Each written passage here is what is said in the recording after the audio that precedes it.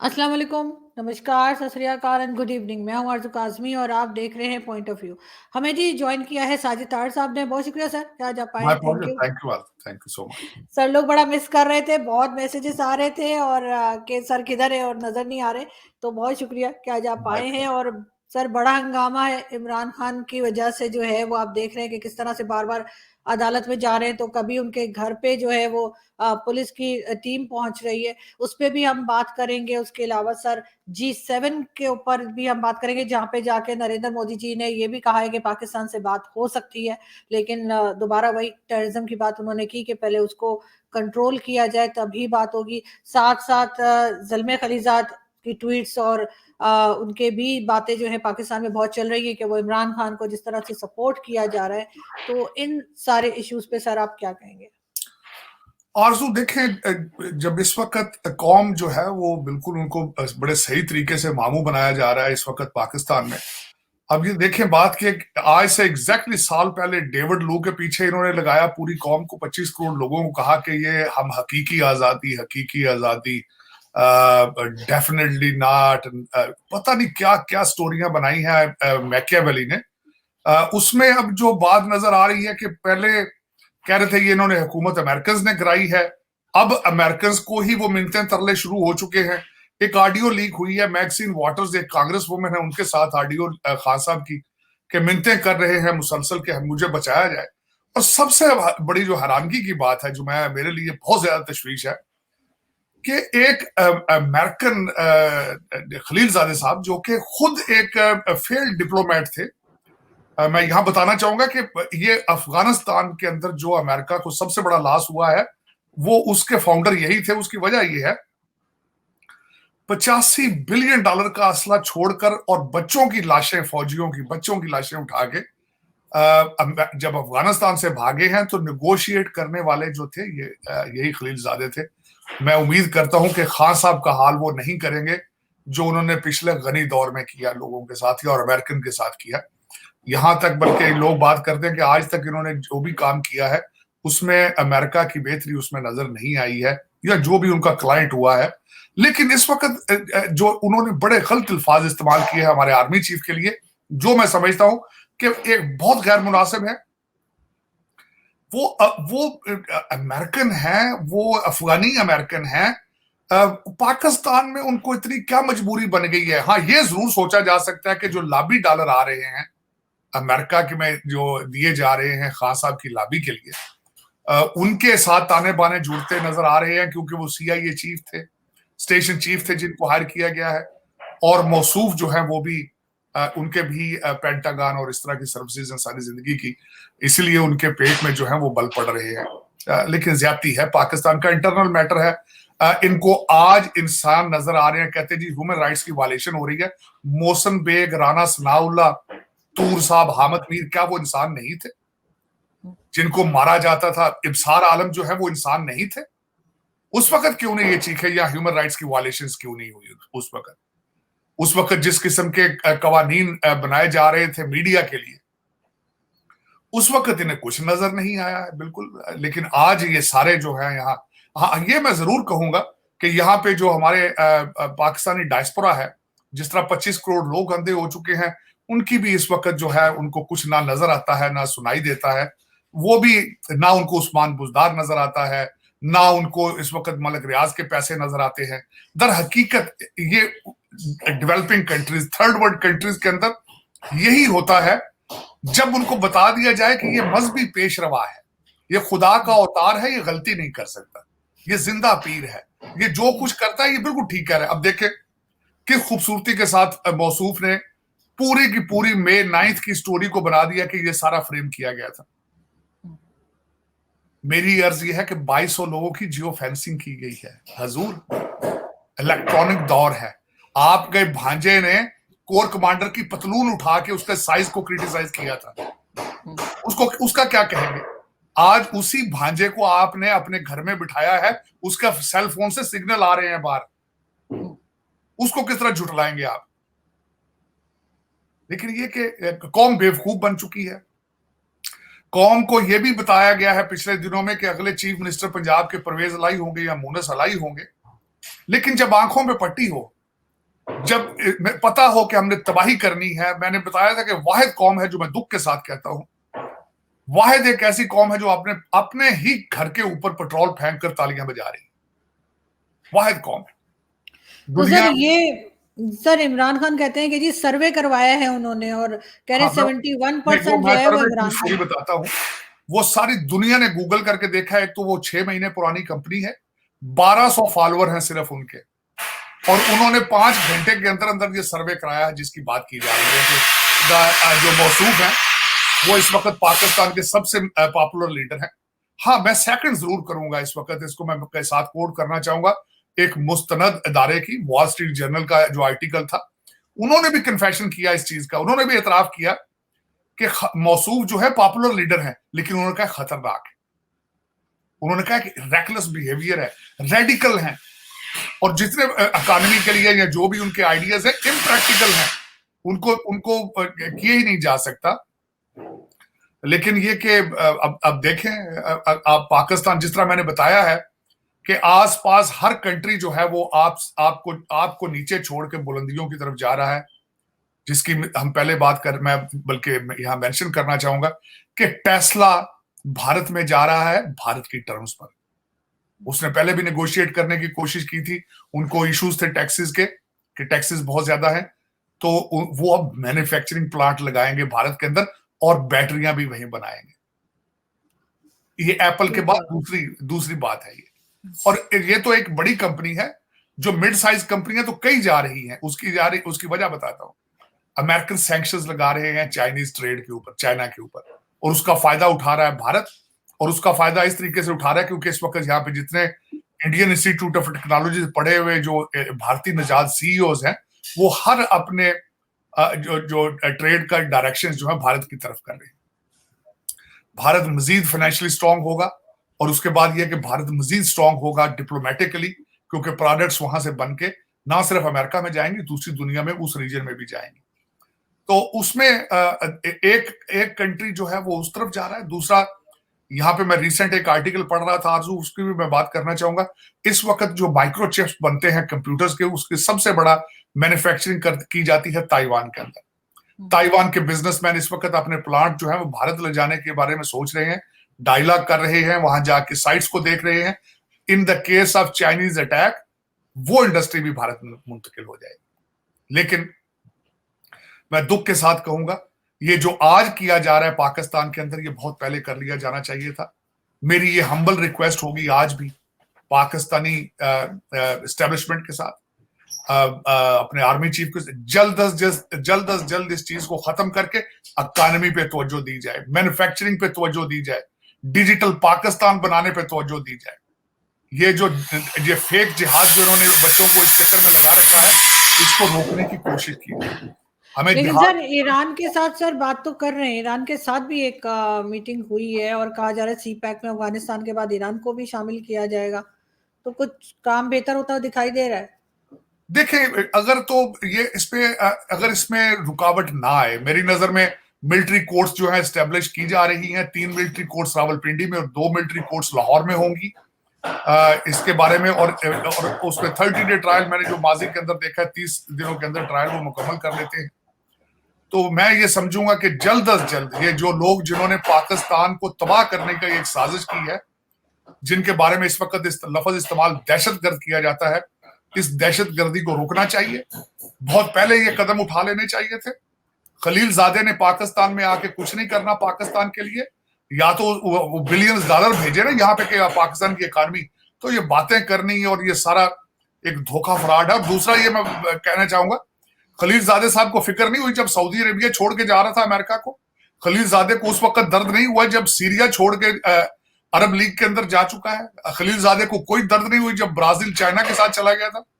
खलील जादे को कोई प्रॉब्लम नहीं है जब यहाँ पे 1-1 लाख बंदा एक महीने में बॉर्डर क्रॉस कर रहा है, उसको एक समुद्र पार एक मुल्क का इतना दर्द है, तो अमेरिका के बारे में क्यों नहीं वो एहतजाज करता कि अमेरिका के अंदर हर शहर जो है ड्रग मार्केट बन चुका है, लॉ एंड ऑर्डर के हालात खराब हैं। उसको तकलीफ है कि पाकिस्तानी आर्मी चीफ जो है उसने गटर लैंग्वेज इस्तेमाल की है, लेकिन उसको ये क्यों नहीं पता चलता कि यहाँ पे जो है हमारे साथ क्या हो रहा है, अमेरिकन के साथ इन्फ्लेशन रेट यहाँ पे क्या चल रहा है। अमेरिका के अंदर हालात अपने उन पे तवज्जो नहीं है, और एक 7 समुद्र पार एक मुल्क के बारे में उसको दर्द हो रहा है। मैं समझता हूं कि अमेरिकन डॉलर्स आर वर्किंग। जब लॉबियस्ट आप हायर करते हैं तो अल्टीमेटली ही इज अ लॉबियस्ट, लेकिन इनकी दर्द समझी जा सकती है।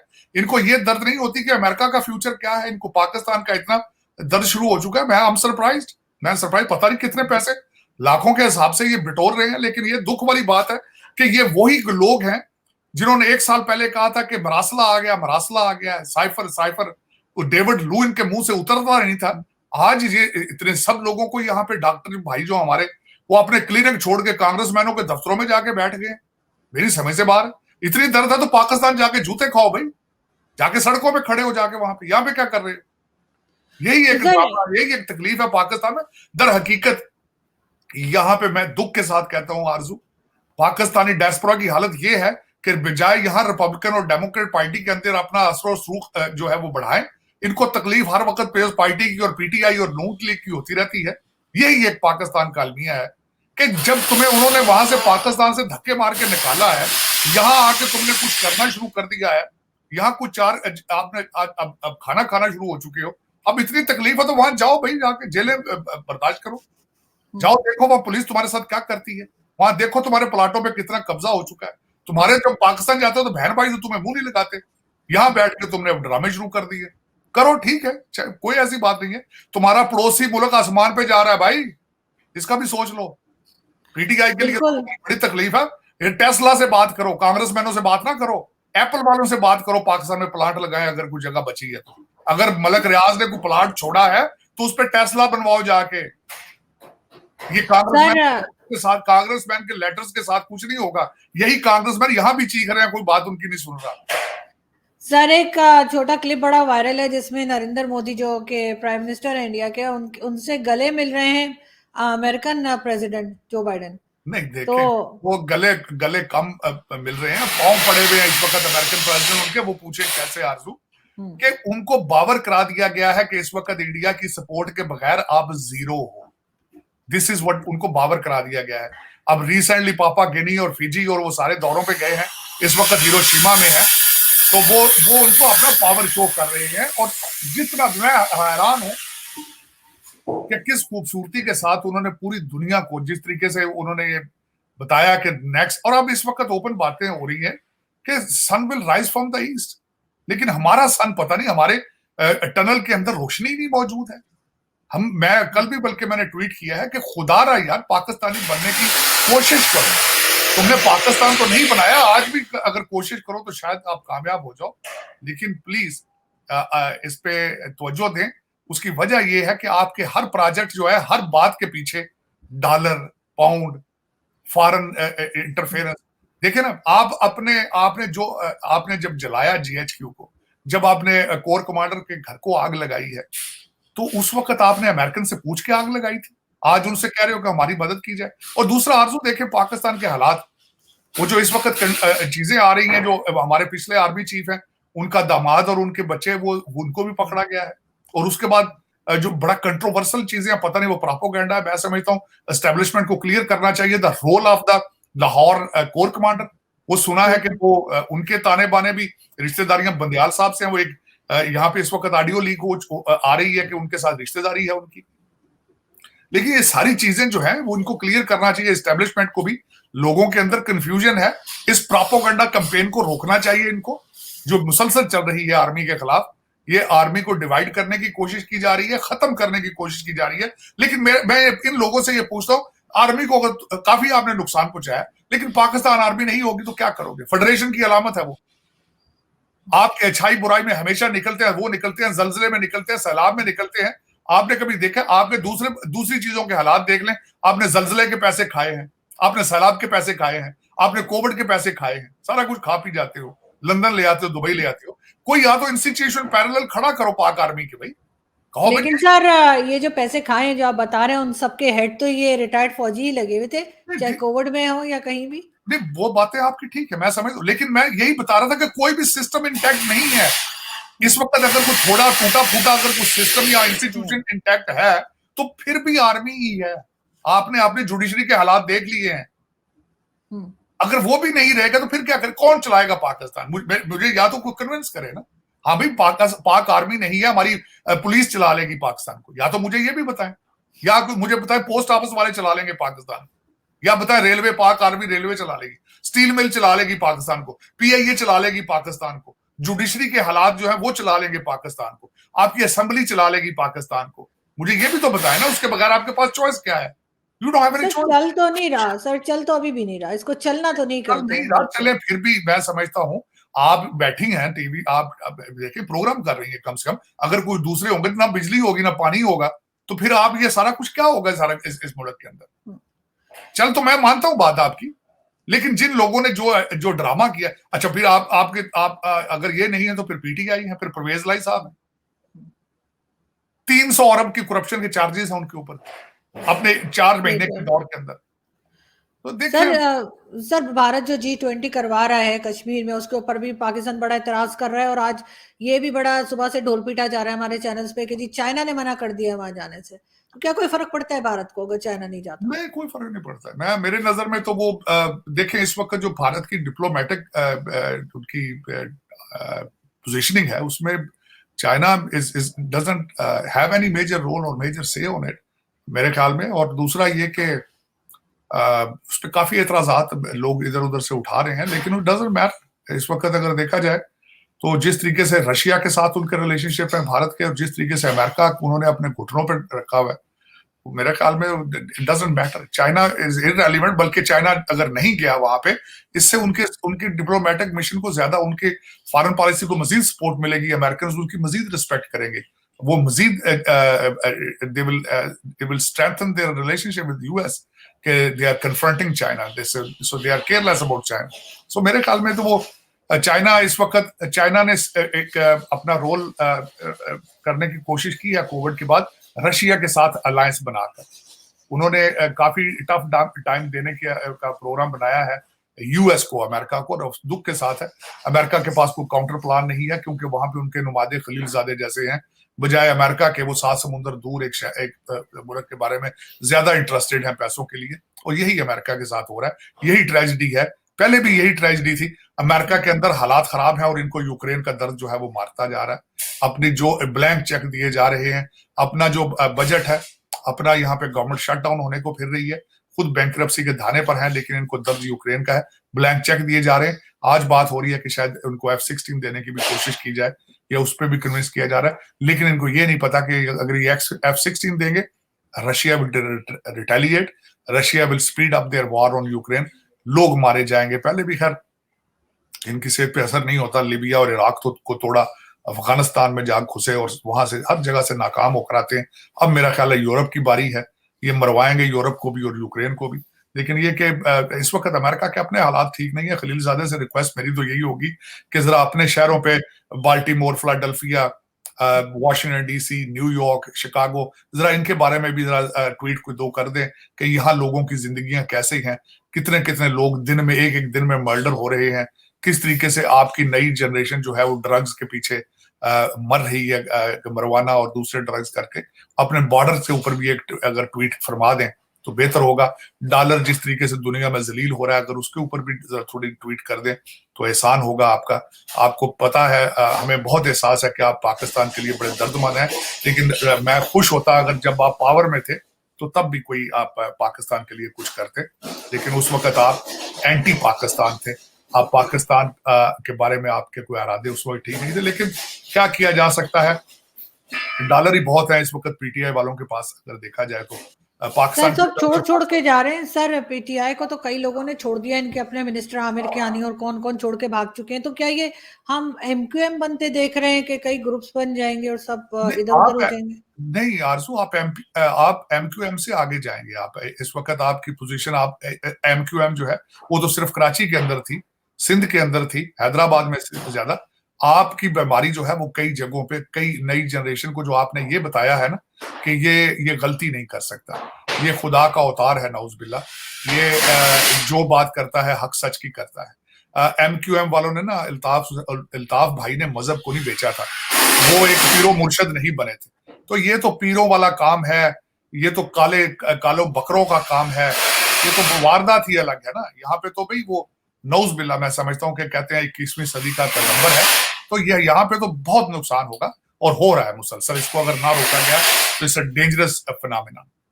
लेकिन सर इमरान खान तो इन्हीं की पैदावार है, इन्हीं ने बनाया है, एस्टेब्लिशमेंट नहीं, एजेंसीज नहीं। और दूसरी चीज जो उन्होंने बनाई है वो टीएलपी। टीएलपी मंडे से आ रहे हैं जी इधर इस्लामाबाद और सब जगह प्रोटेस्ट के लिए।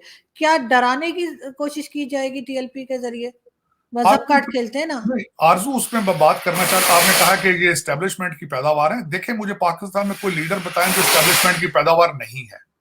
हम्म, भट्टो से लेकर हम्म, अयूब खान, नवाज शरीफ, जियाउल हक, ये तो इनका तो पता है, जनरल जहीरुल इस्लाम, और किस तरीके से इनको कंटेनर पे रखा गया था, किस तरीके से एक्सटेंशन लेने के लिए लोगों को साथ खेला जाता है। यही दुख है। मैं ये नहीं कह रहा हूं कि ये बात ठीक है, गलत बात है, बल्कि सबसे बड़ी बात, आपने एमक्यूएम की बात की, वो भी परवेज मुशर्रफ साहब ने और उनकी सरबराही में बने थे, वरना अल्ताफ भाई तो ये शिकागो में रहते थे। लेकिन ये कि मैं बता ये रहा हूं कि मैं इसके हक में नहीं हूं कि आर्मी पाकिस्तान को चलाए, लेकिन जिस पॉइंट पर पहुंच चुके हैं, यहां से आर्मी के रोल को निकालना अगर चाहते हैं तो 10 साल का प्रोजेक्ट है। जिस तरह आपने खुद फरमाया है, हर डिपार्टमेंट का हेड जो है रिटायर आर्मी जनरल या रिटायर आर्मी ऑफिसर, बिल्कुल। उनको निकालते निकालते कितना टाइम लगेगा? 10 साल लगेंगे। आज आप अगर आर्मी न्यूट्रल होती है तो आपके सियासतदानों को समझ नहीं आती करना क्या है। काल के बगैर तो वो बिहेव ही नहीं कर पाते, क्योंकि उनको तो ऑपरेट किया जाता है। तो आप कोलैप्स करना चाहते हैं तो बिल्कुल ठीक है, आर्मी का रोल आप बिल्कुल नेगेटिव कर दें, कोलैप्स कर जाएंगे। कोलैप्स तो कर भी रहे हैं आप। ऐसे जाती तौर पे देखा जाए इस वक्त, देखें, rate of law, rate of government के बगैर स्टेट चल नहीं सकती। पाकिस्तान में मुझे बता दें इस वक्त rate of law, rate of government कौन एस्टेब्लिश कर सकता है? जो भी कर सकता है, आप उसको चाहिए कि आप उसके लिए दुआ करें कि वो रेट ऑफ गवर्नमेंट एस्टेब्लिश करे।